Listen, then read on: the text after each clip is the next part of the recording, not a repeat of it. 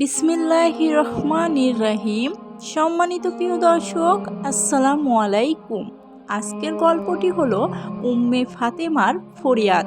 সিকান্দরিয়ার অধিবাসী উম্মে ফাতেমা নামে এক মহিলা মদিনা মুনাওয়ারায় হাজির হওয়ার পর ওর এক পা ক্ষত ও অবশ হয়ে যায়, ফলে চলাফেরা করতে অক্ষম হয়ে গেল। লোকেরা মক্কা মুনাজ্জামার দিকে যাত্রা দিল, কিন্তু সে যেতে পারল না।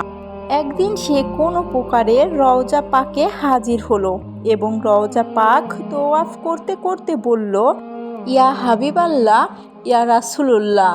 লোকেরা চলে গেল, আমি রয়ে গেলাম। হুজুর, আমাকে হয়তো পাঠানোর ব্যবস্থা করুন, অথবা আপনার সমীপে তলব করুন। সে এরকম বলতেছিল। বছরে 3 জন আরবি যুবক মসজিদে নববীতে প্রবেশ করে জিজ্ঞাসা করতে লাগলো, মক্কা মুআজ্জামায় কে যেতে চাচ্ছে?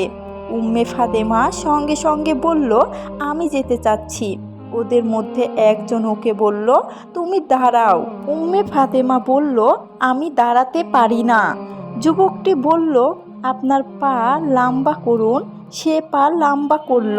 যখন ওরা ক্ষত পা দেখলো, তখন ওরা 3জনই বলে উঠল, ঠিক আছে, এসো। ততঃপর ওরা ওকে উঠিয়ে বাহনের ওপর বসিয়ে দিল এবং মক্কা মুনাজ্জামায় পৌঁছে দিল। উম্মে ফাতেমা ওদের এ সহযোগিতার কারণ জিজ্ঞেস করলে ওদের একজন বলল, আমাদেরকে স্বপ্নে হুজুর সাল্লাল্লাহু আলাইহি ওয়াসাল্লাম নির্দেশ দিয়েছেন, এই মহিলাকে মক্কায় পৌঁছিয়ে দাও। উম্মে ফাতেমা বলেন, আমি খুব আরামে মক্কায় পৌঁছে গেলাম। আমাদের হুজুর সাল্লাল্লাহু আলাইহি ওয়াসাল্লাম এখনও প্রত্যেক ফরিয়াদির ফরিয়াদ শুনেন এবং প্রত্যেক সমস্যার সমাধান দেন। তবে সত্য হলো যে ফরিয়াদদের মনে প্রাণে এবং আন্তরিক বিশ্বাসের সাথে ইয়া হাবিবাল্লাহ, ইয়া রাসূলুল্লাহ বলারও অভ্যস্ত হওয়া চাই। তথ্যসূত্র শাওয়াহিদুল হক, 165 পৃষ্ঠা, ইসলামের বাস্তব কাহিনী, প্রথম খণ্ড।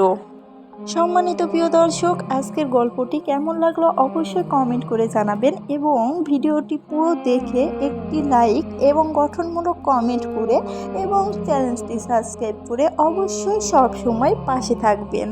এবং পরবর্তীতে কি গল্প, আপনারা কোন বিষয়ে গল্প শুনতে চান অবশ্যই কমেন্ট করে জানাবেন। সবাই ভালো থাকবেন, সুস্থ থাকবেন। সবাইকে সুস্থতা কামনা করি। সবাইকে আজকের মতো এ পর্যন্তই। আল্লাহ হাফিজ। আসসালামু আলাইকুম।